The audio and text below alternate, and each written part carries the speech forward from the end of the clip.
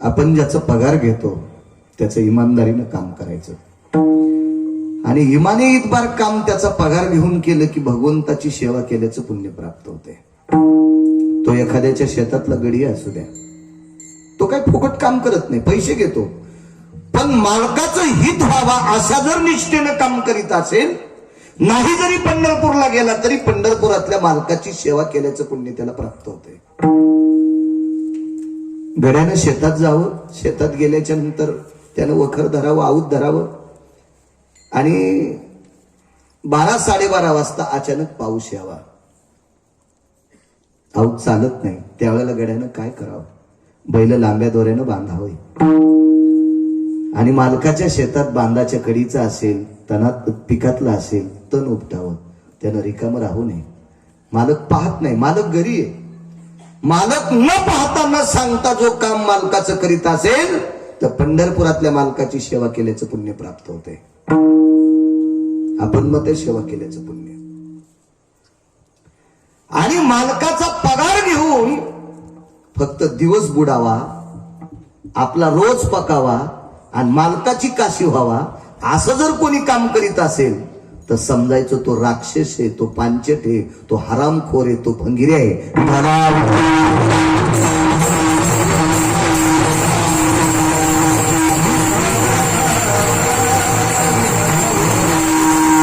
वाट्याला जे कामाला असेल ते काम इमाने इतबार करायचं. सेवा घडती, सेवा घडती. कुठलंही काम असू द्या, नोकरी क्षेत्रातल्या लोकांना सुद्धा सेवा घडती. तलाठी असेल, वेळेला जर 7-12 शेतकऱ्याला काम पडत असेल आणि त्याला वेळेत देत असेल, वेळेत देत असेल तर पंढरपुरातल्या मालकाची सेवा केल्याचं पुण्य त्या तलाट्याला मिळतंय.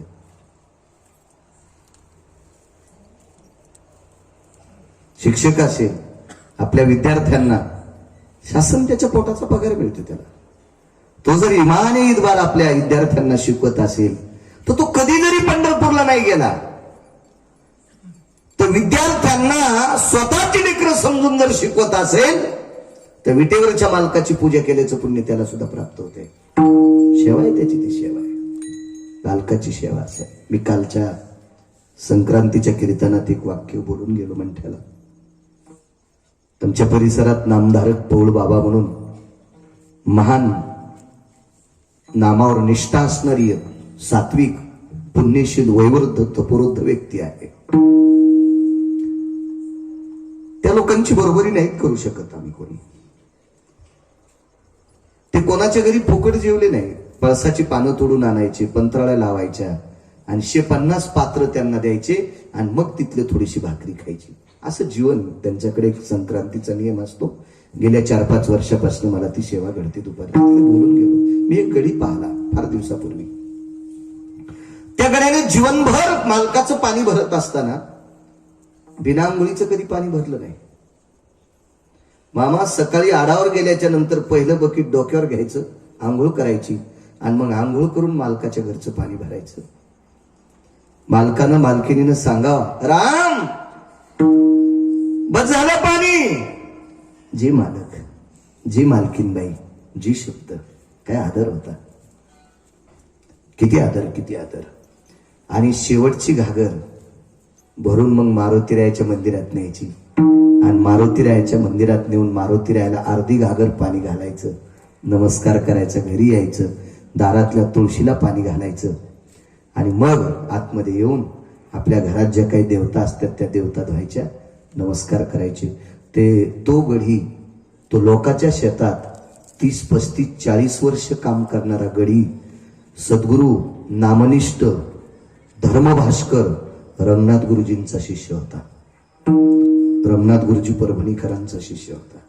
एक गडी सामान्य, काय निष्ठा महाराज त्याच्या निष्ठेची ताकद होती. सद्गुरू रंगनाथ गुरुजींचा फोटो पाहिल्याच्या नंतर प्रतिमेतला बूट नाहीसा होतो. त्या दिवशी त्यानं त्याच्या पत्नीला सांगावा, गुरुजींची इहलोकातली यात्रा संपली. ही मालकाच्या निष्ठेची ताकद असती, सेवेची ताकद असती. स्वामी काज इतकं इमानदारीनं काम करावं. गुरुभक्ती शिष्याच्या बाबतीत सांगायचं झालं तर कितीतरी शिष्य तुम्हाला पाहायला भेटतील पुराणामध्ये.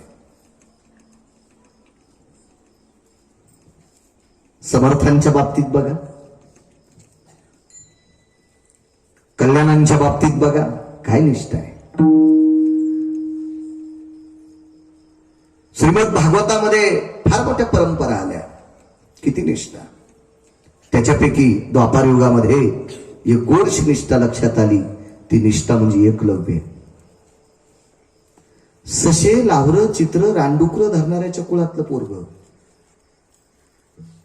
परमार्थासाठी जातीचा प्रबंध आलेला नाही, परमार्थ करण्यासाठी जातीची भिंत नाही. हो, आणि परमार्थात जर कोणी जातीवाद घालीत असेल तर तो हरामखोर आहे. त्याच्या काय बापाची जहागिरी आहे कधी? अद्याप नाही. यातायाती धर्म नाही विष्णुदासा, निर्णय तो ऐसा वेदशास्त्री. वेद सांगते, वेदानं निर्णय दिलाय, पुराणानं निर्णय दिलाय, शास्त्रानं निर्णय दिलाय, ऋषी मुनींनी निर्णय दिलाय. मधल्या भंगिऱ्यानं कशाला चाटू फिरवायची? तुझी काय पात्रता आहे? तुला पापेची माय जगी न होईना, आणि तुम्हाला जर कशाला गोटी टाकतो सुमळ्या विडाला.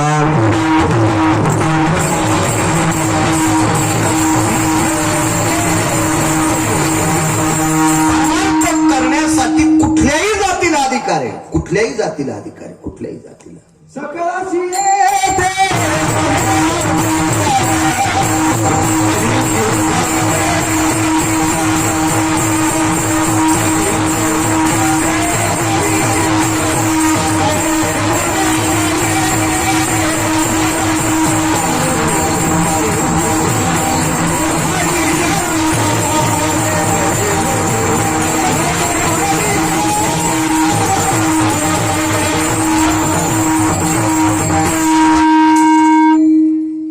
ब्राह्मण क्षत्रिय वैश्य शूद्र चांडाळादी. आणि याच्यातला फार एक महत्वाचा शब्द आहे, वेश्यादी करुणी. वेश्येला सुद्धा भजन करण्याचा अधिकार आहे, वेश्येला सुद्धा, वेश्येला सुद्धा. चला ब्राह्मण क्षत्रिय शूद्र हे तर करतील, काही नवल नाही. वेश्येला, वेश्येला.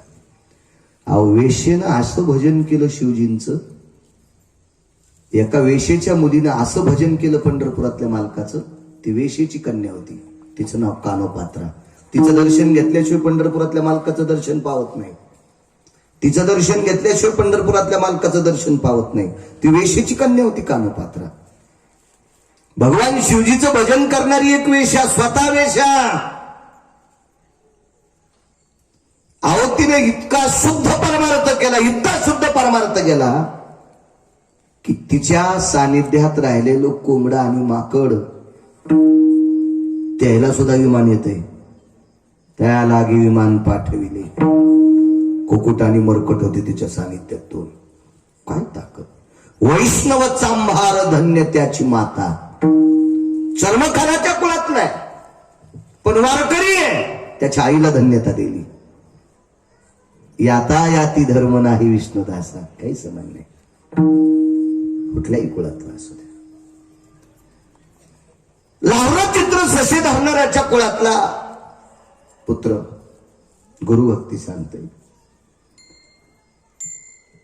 द्रोणाचार्यांकडे शिकायला जाण्याचं ठरलं.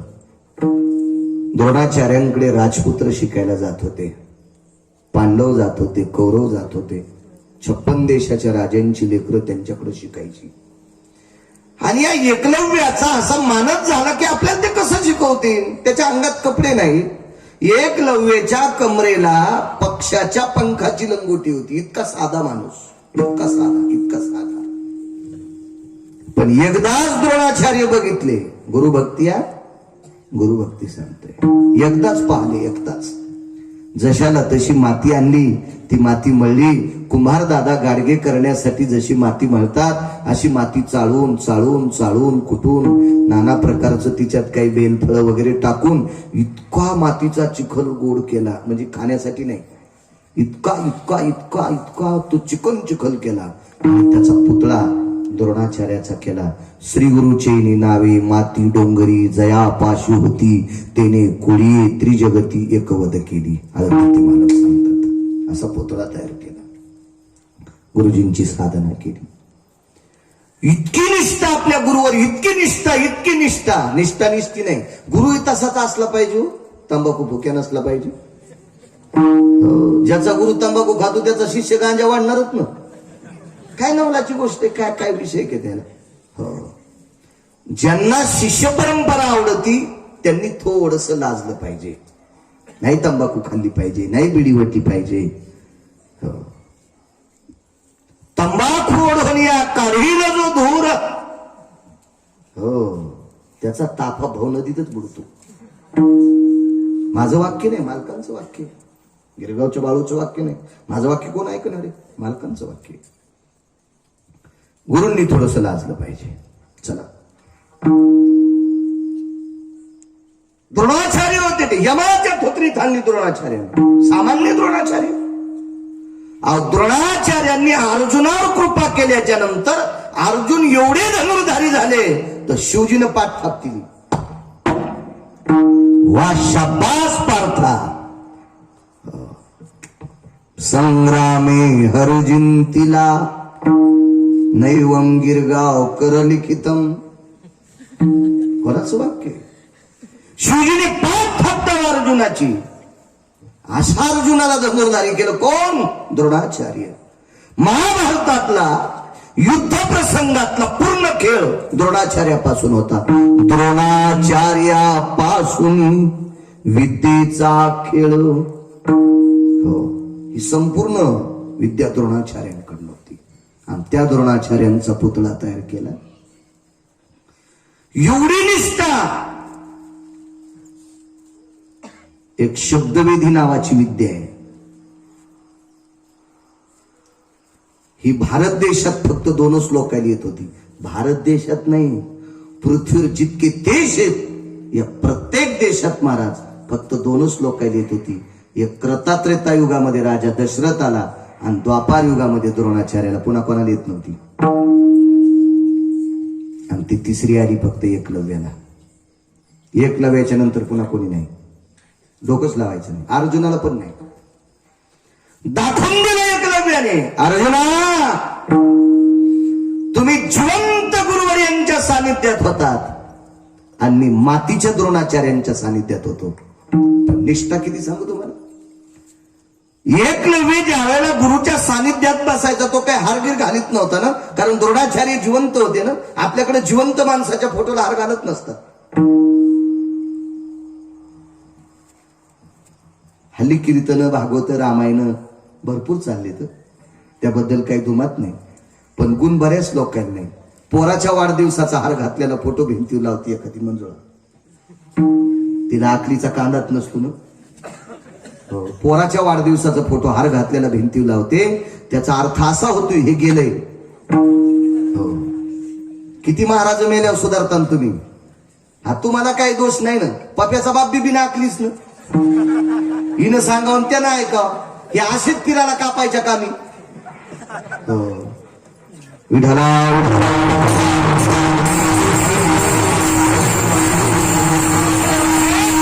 म्हणेल ते सांगावे, ते राज्यही तृण मानावे. शास्त्र सांगते, वेद सांगते, पुराण सांगते, याच्यानुसार चालायचं असते. अहो लावरं चित्र ससे धरणाऱ्याच्या कुळातला पोरग खोजिता त्या टेलर. पण त्याला कसं कळत असेल हो. जिवंत गुरु द्रोणाचार्य त्यांच्या प्रतिमेला आपण फुलं वाहू नये, नमस्कार करायचा. सद्गुरवे नमः, सद्गुरवे नमः, सद्गुरवे नमः. येल भय व्यास स्तुतपय पुनितो भय जायम यत्पुराणमतितार्थां सकल स्थिता जायते साधवे यत्पुनितायां चरणारविंदं नमो. सद्गुरवे नमः. आणि नमस्कार करताना कुत्र भुकलं तर ते गुरुजींकडे बघून नमस्कार करायचं आणि कुत्र भुकत होतं. अडथळा येत होता. बाण मांडी पशीच होता. सन सन बाण मारले माग न पाहता. 7 बाण कुत्र्याच्या तोंडात. माय काय गोळ्या संपल्या नाही. मी काय गांजा गिंजा ओढीत नाही. पुराण पाहून सांगतोय. आणि पुराण काय आमच्या गिरगावच्या कोणाची जहागिरी नाही.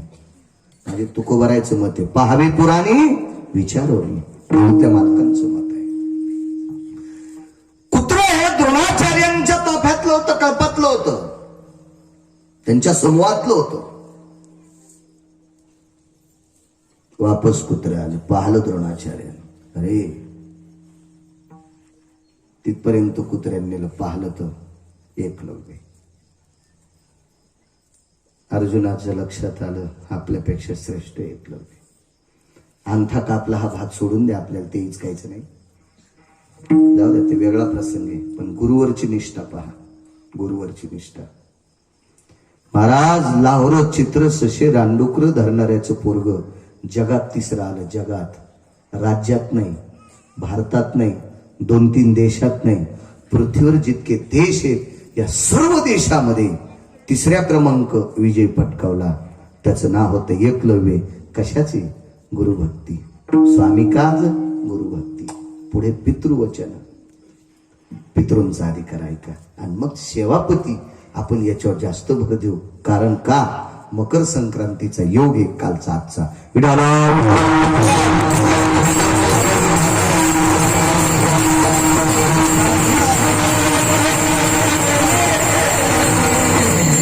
वडिलांची सेवा अतिउत्तम सेवा आहे, आईची सेवा अतिउत्तम सेवा आहे. तितकी सेवाच कुठली मोठी नाही.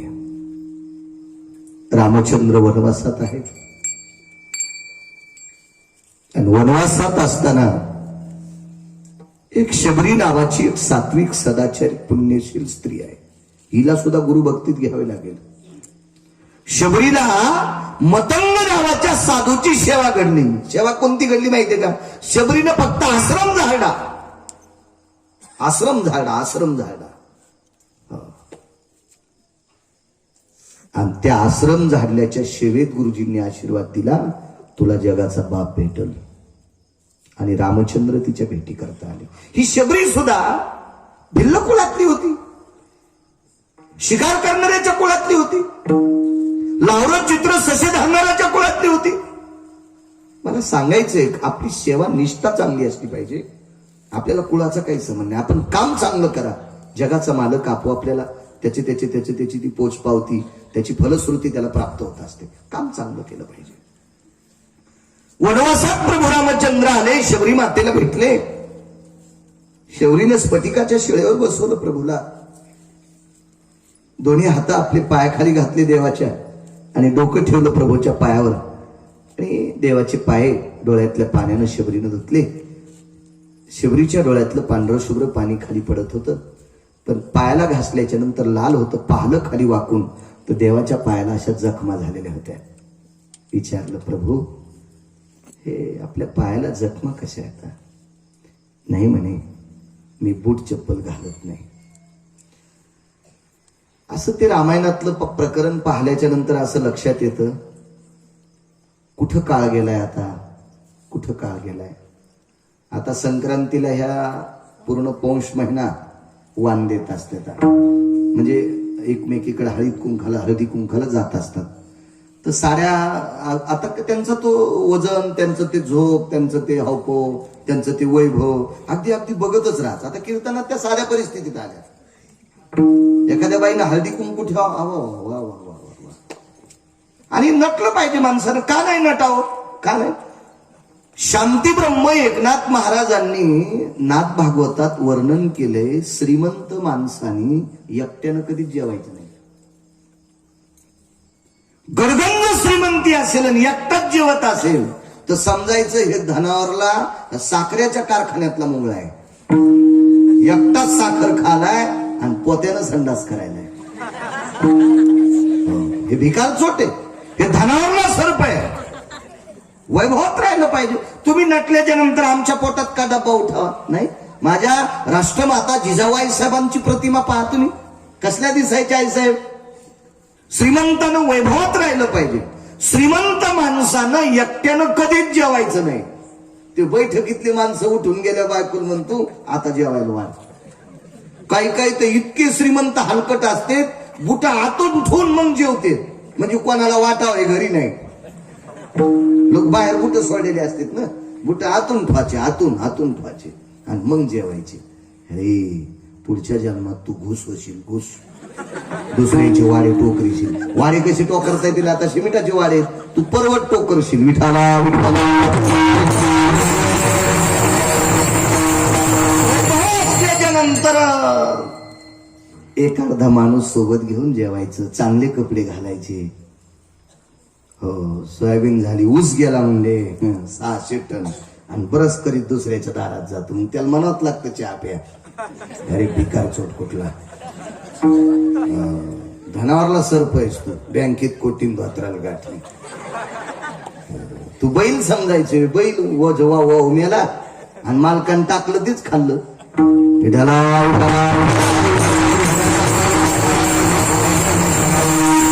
चांगली कपडे घालावी, चांगलं राहावं, श्रीमंतानं संस्कृती सुद्धा सांभाळावी, वजनदार राहिलं पाहिजे. श्रीमंतानं वजनदार असो, नटलं पाहिजे. मला असा विचार येतोय, कुठं जगाचा बाप बघा. अहो, हल्लीच्या काळातली जर स्त्री पाहिली, 50-50 हजार तिच्या नवऱ्याला जर पगार असला, तर जशा रंगाच्या साड्या असत्याल तशा दिनेश बुवा तिला चपला पण असतात. मोठी मोठी घरं पाहिली, कीर्तनाच्या निमित्ताने फिरण्याचा योग आला महाराष्ट्रात. मला वाटतं इथं पहिलंच कीर्तन झालं माझं बदलापुरीत. मी एकदा पारायणाला आलतो, गुरुचरित्र पारायणाला. त्याला 25 वर्ष झालेत. 25 वर्षापूर्वी मी इथं शिवलीकरांच्या घरी यायचो. पुरवणेकर बरीच मंडळी असायची. त्यावेळेला दत्त जयंतीच्या